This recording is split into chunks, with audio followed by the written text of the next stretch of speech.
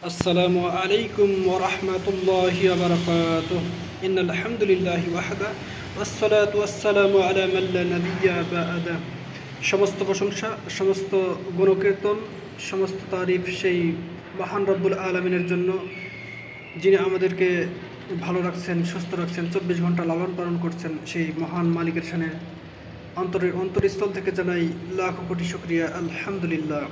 তারপর পরেই আমাদের প্রিয় নবী সাল্লাল্লাহু আলাইহি সাল্লামের প্রতি লাখো কোটি দুরূদ ও সালাম বর্ষিত হোক সাল্লাল্লাহু আলাইহি ওয়াসাল্লাম। আজ প্রত্যেকটা মুসলিমের জন্য প্রত্যেকটা কাজ হচ্ছে ইবাদত সমতুল্য। যদি আমরা আমাদের নবী সাল্লাল্লাহু আলাইহি সাল্লামের তরিকা অনুযায়ী করে থাকি তাহলে আমাদের প্রত্যেকটা কাজ হবে ইবাদত। তো আমরা যেহেতু ঘুমাই, ক্লান্তির পরে যেহেতু ঘুমের দরকার হয়, আল্লাহ আমাদের জন্য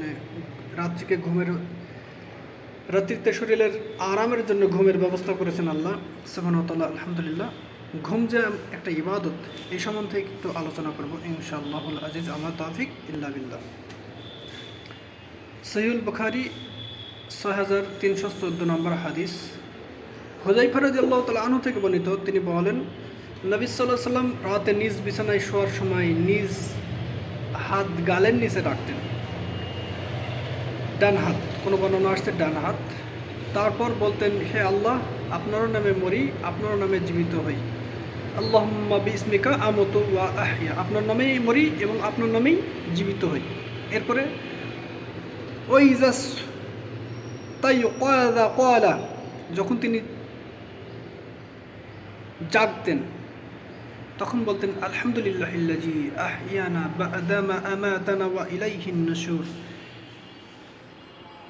সেই আল্লাহর জন্য প্রশংসা যিনি মৃত্যুর পর আমাদের জীবন দান করলেন এবং তার ওইদিকে আমাদের পুনরুত্থান।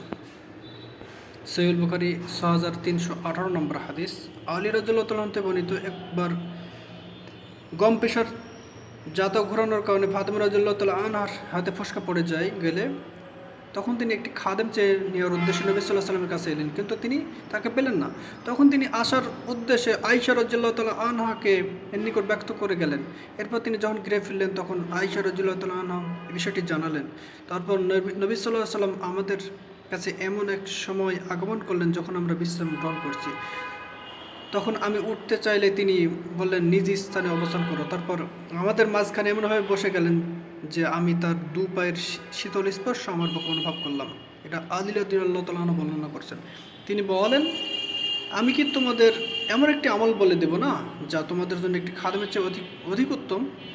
যখন তোমরা সহ্য গ্রহণ করবে, যখন তোমরা ঘুমাতে যাবে, তখন তোমরা আল্লাহু আকবার 33 বার, সুবহানাল্লাহ 33 বার, আলহামদুলিল্লাহ 33 বার পড়বে। এটা তোমাদের জন্য একটি খাদেমের চেয়ে অনেক কল্যাণকর।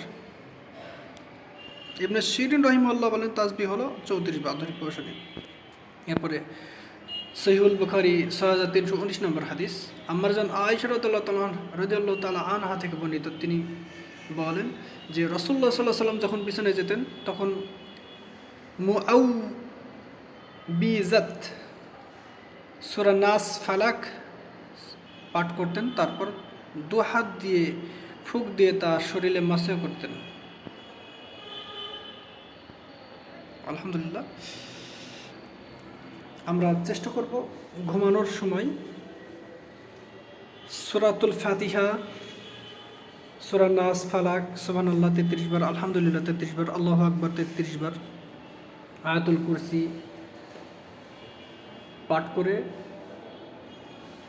3 বার ফু দিয়ে শরীর মাসাও করে ডান কাতে গালের নিচে হাত দিয়ে ঘুমানোর। এটা হচ্ছে নবী সাল্লাল্লাহু আলাইহি সাল্লামের সুন্নতি তরিকা। এভাবে যদি আমরা ঘুমাই তাহলে ঘুমটাও হবে ইবাদত সমতুল্য।